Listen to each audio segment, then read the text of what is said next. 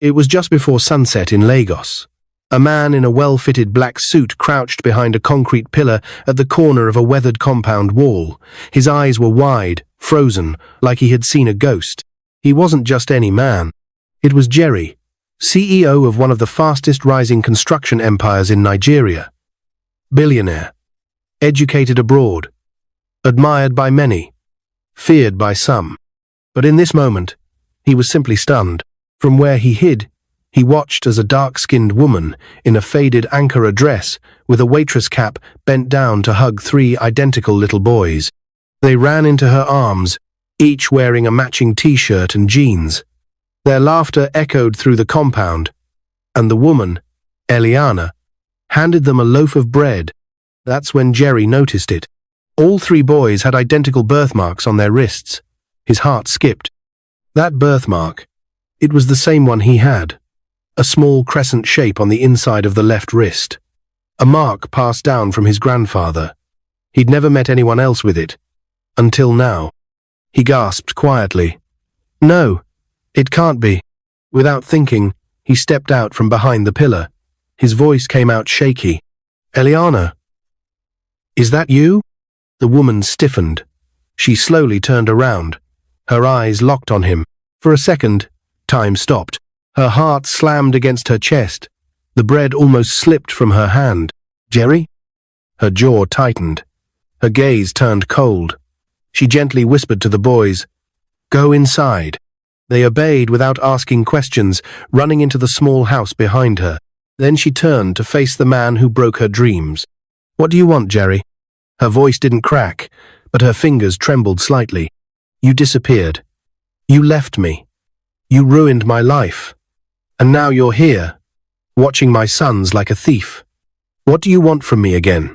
Jerry's lips parted, but no words came at first. Finally, he dropped to his knees right there on the dusty ground. "I didn't abandon you, Elliana, I swear. My father flew me out of the country for school that same week. I thought I could come back in time. But I lost your number. When I returned, you were gone. I couldn't find you. I searched." Elliana folded her arms across her chest. "And the house you lived in?" "The guards turned me away the night I almost died giving birth. I cried at that gate." Jerry looked crushed. "I didn't even know where we lived back then. My dad, he controlled everything. I came back a year later and nothing. No clue. I've never stopped thinking about you. Then today, I saw you. I followed you. And the boys." He pointed toward the door. "They have my birthmark, Elliana.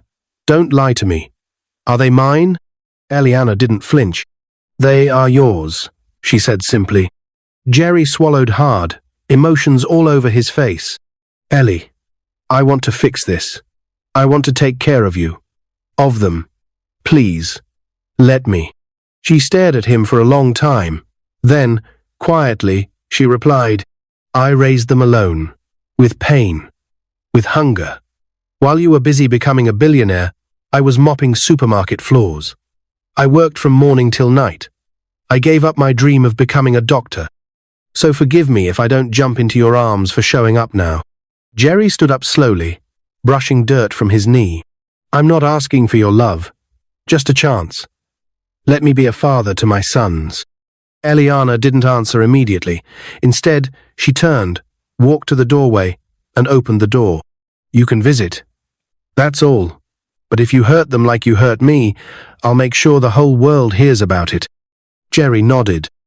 And just like that, the man who left her broken years ago became a visitor in her life once again. But what Elliana didn't know, what no one saw coming, was that this second chance might just lead to an even deeper betrayal.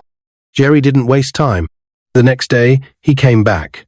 This time, in a clean white shirt, no tie, holding 3 colorful gift bags filled with toys, picture books, and snacks. Elliana watched from the kitchen window as the boys rushed to him, their laughter filling the yard like music. They had no idea who he really was, just a nice uncle who brought goodies. She wanted to feel nothing, but seeing Jerry kneel to the boys' level, asking their names, helping one fix a shoelace, and laughing as if time never passed, stirred something inside her. "Mommy, Uncle Jerry says he likes our wrist marks. He has one too," one of the boys shouted. Elliana stepped outside and gave a small smile. Not because she forgave him, but because she refused to let bitterness show in front of her children. For weeks, Jerry returned almost every day after work. He came with food, books, even paid the triplets' creche fees without asking. At first, Elliana rejected the money, but her job barely paid enough, so she let him help. Slowly, cautiously, she allowed him in, but not into her heart. One night, Jerry sat outside with her, both sipping sachet water in the dark, streetlights buzzing weakly in the distance. "You could have been the best doctor this country ever had," he said, looking straight at her. "I still can," she replied, her tone steady. "You should go back to school. I can pay. Let me give you back your future." Eliana's fingers tightened around the sachet. "My dream isn't something you can buy." Jerry lowered his gaze. "I know, but I can help."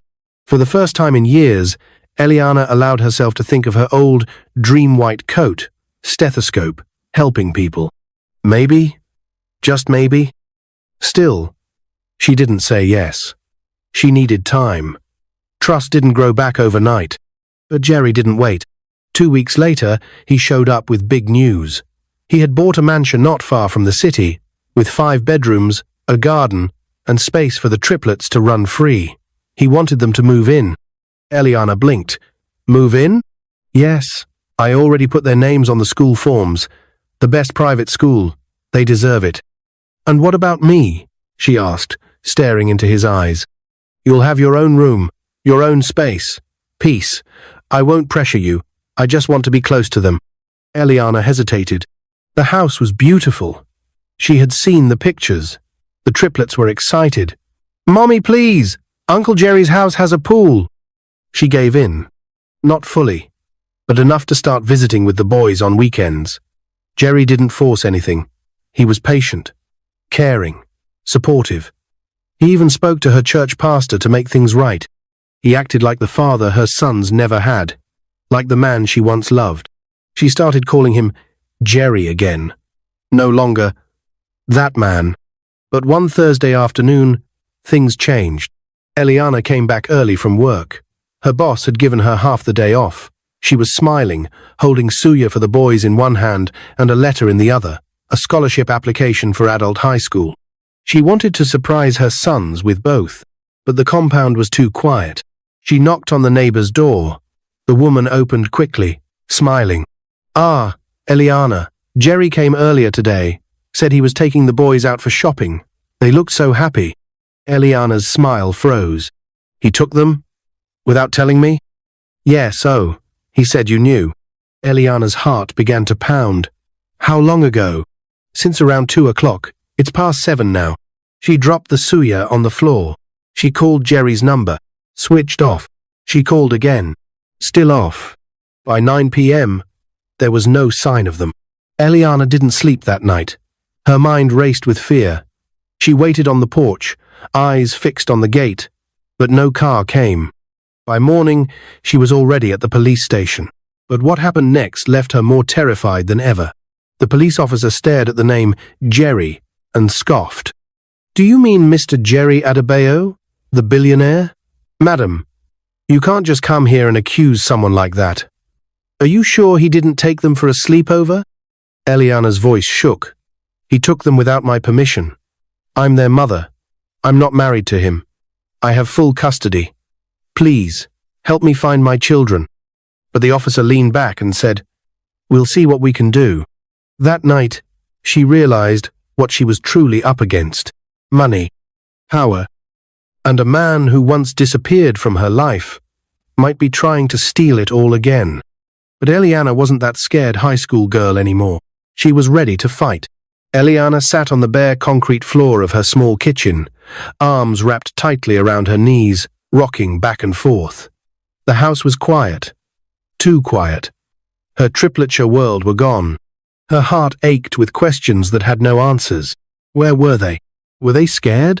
Were they crying for her? She had been to 3 police stations that day. Each time, She got the same careless response. "Calm down, madam. He's a known man. He'll return them." But she knew better. This wasn't a sleepover. This was abduction. That night, Elliana sat down and did something she had never done before she wrote her story. Not in a diary, not in a notebook, but in a post on Facebook. She poured everything out, the way Jerry abandoned her at 18, how she gave birth alone, how she raised 3 boys with nothing but her tears, sweat, and prayers, how Jerry had returned, pretended to care, and now vanished again with her children. She included a photo of the triplets in matching red t-shirts, smiling as they hugged her tightly.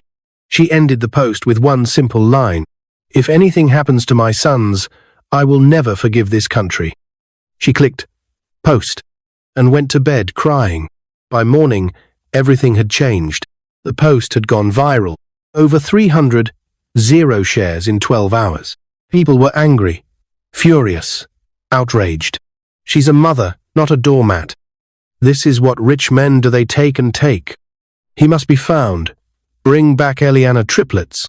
Women groups, civil society organizations, and child welfare advocates began calling her, some offering legal help, others ready to protest. The biggest radio stations in Lagos read her post on air. Top TV shows invited her to speak. But Elliana had only one goal: bring her sons home. She stood on national TV, wearing the same blue blouse she had worn to work that week, and looked straight into the camera. "My children are not toys. They are not gifts you show off to impress the world. They are mine. I raised them with nothing but pain and love, and I will fight for them until my last breath." The backlash against Jerry Adebayo was immediate. News blogs dug up old photos of him flaunting wealth, sharing motivational quotes while wearing designer suits. But the public wasn't buying it anymore. They wanted answers. The government stepped in. The Ministry of Women Affairs released a statement condemning the abduction and pledging full support to Elliana. Child protection agencies launched a formal case. Court orders were issued. Now, Jerry had no hiding place. But he wasn't ready to surrender. He released a video on his company's page.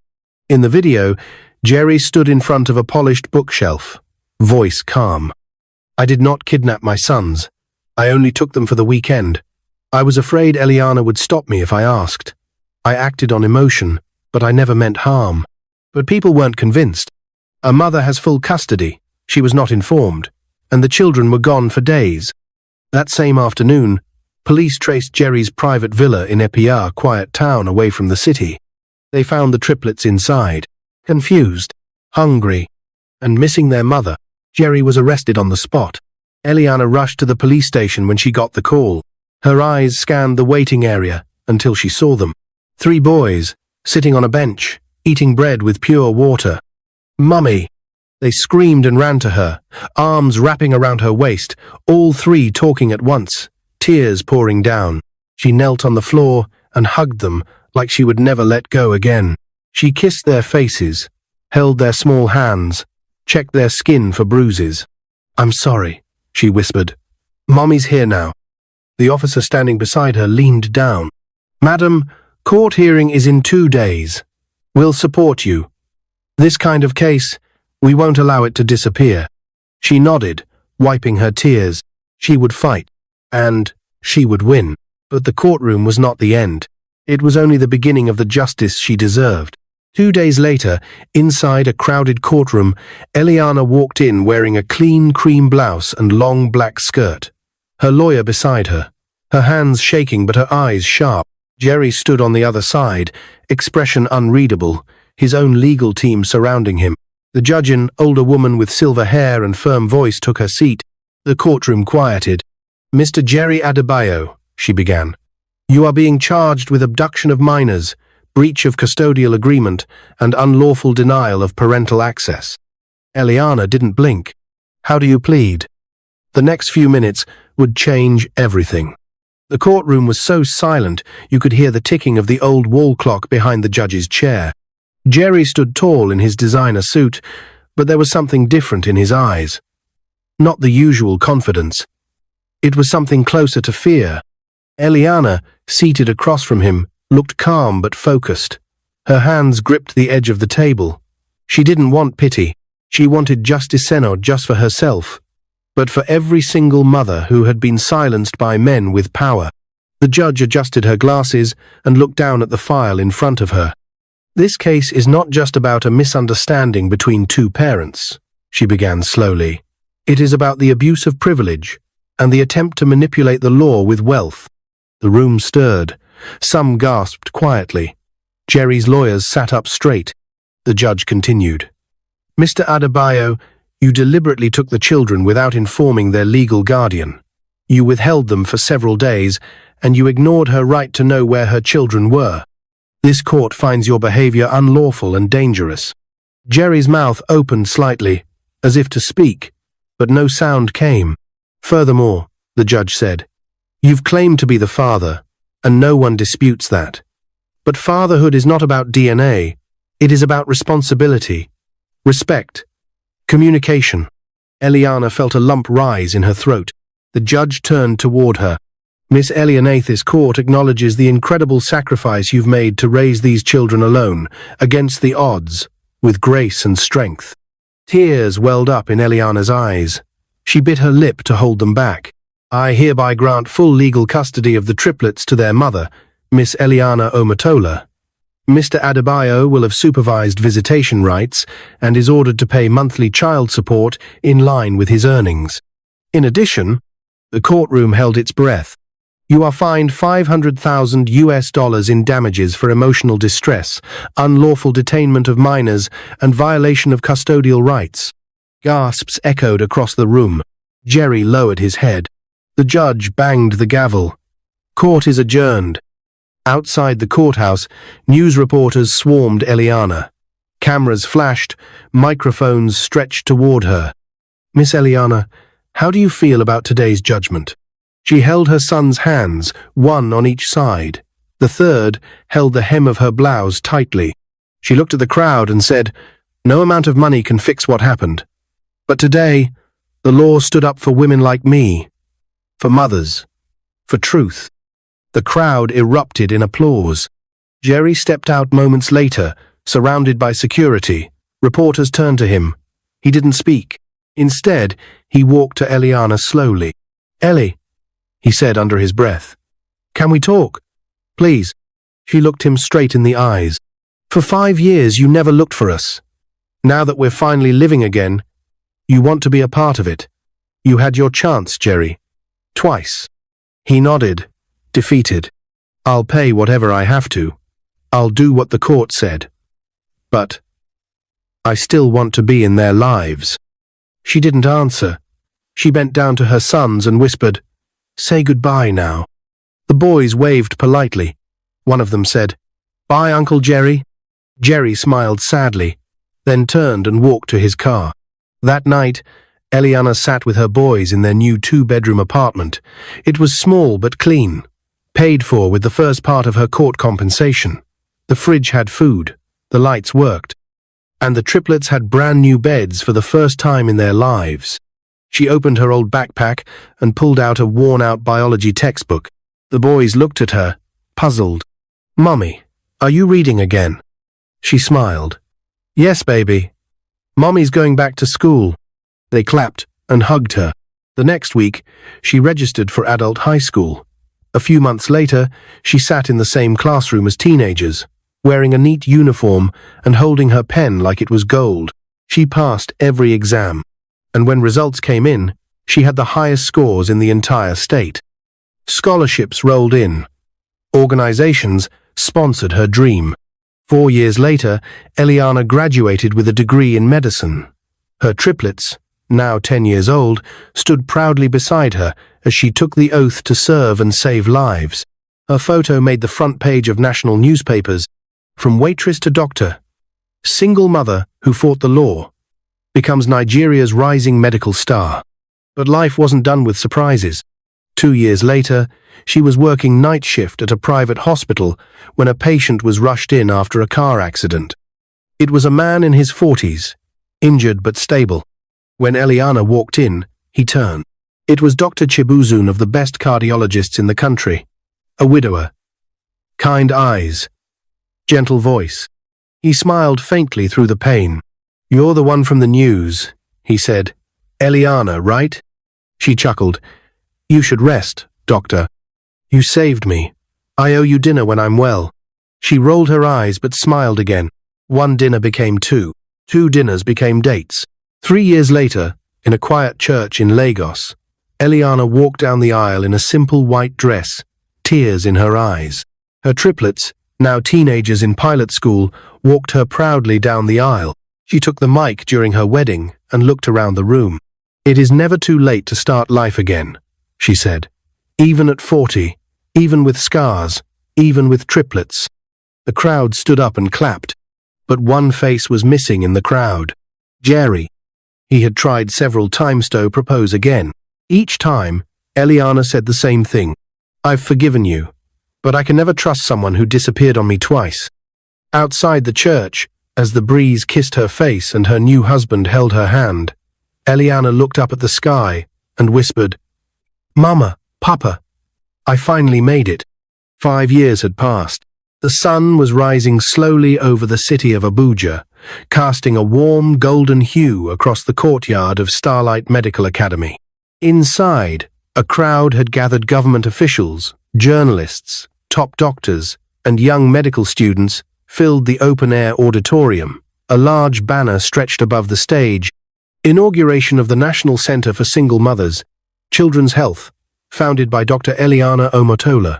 A small group of photographers focused their cameras on the woman walking onto the sagittal, poised, elegant in a white doctor's coat trimmed with gold embroidery.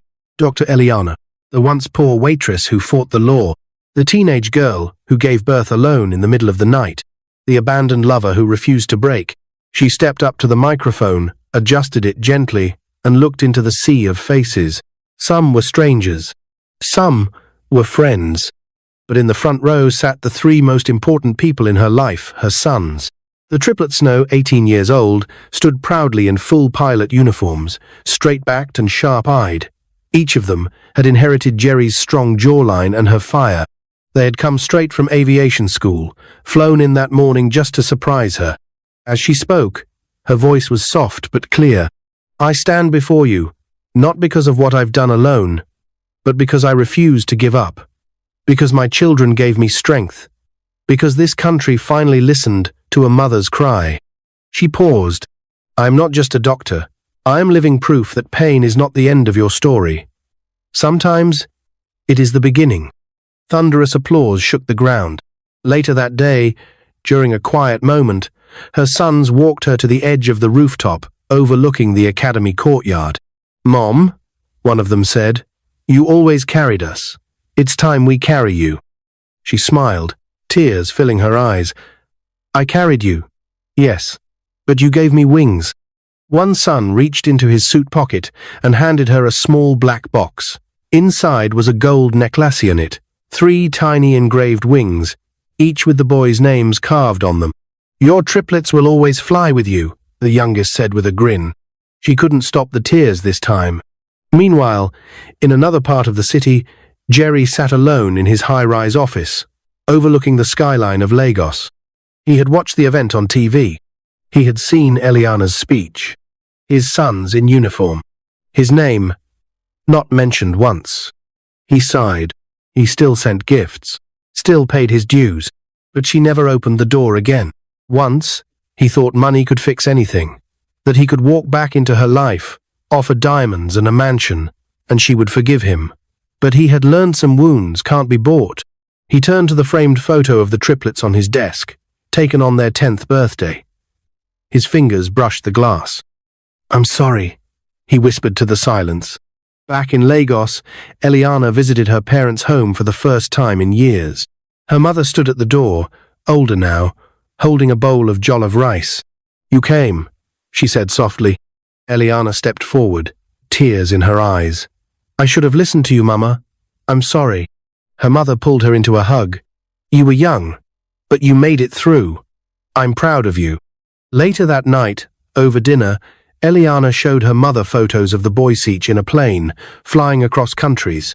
They still ask about their grandfather. Her mother smiled sadly. He would have been so proud.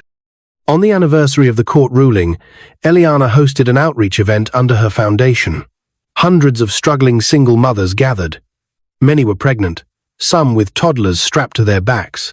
All were searching for hope. She stood before them and told her story not as a doctor, not as a national hero, but as a woman who had once cried alone in a one-room apartment with 3 babies and no future. "You are not forgotten," she said. "Your children are not mistakes. They are miracles." One woman cried out loud and ran to hug her. That moment was captured and shared across social media. Millions of women watched and whispered, "If she can rise, so can I." As the years passed, Elliana continued to build. She opened clinics in rural areas. She funded scholarships for girls who had dropped out due to pregnancy. She became one of the youngest women ever nominated for the national honor of Mother of the Nation. And on her 45th birthday, the Triplets surprised her with a private flight over the city in a small plane they co-piloted together. Above the clouds, she looked down at the city that once buried her dream sand, smiled. Not in sadness, not in regret, but in peace. Because she had won, because she had healed, because she had shown the world that a woman's worth isn't decided by her past but by her fight. And that fight had become her legacy. If you like this story, comment, share, and subscribe to our channel for more interesting stories.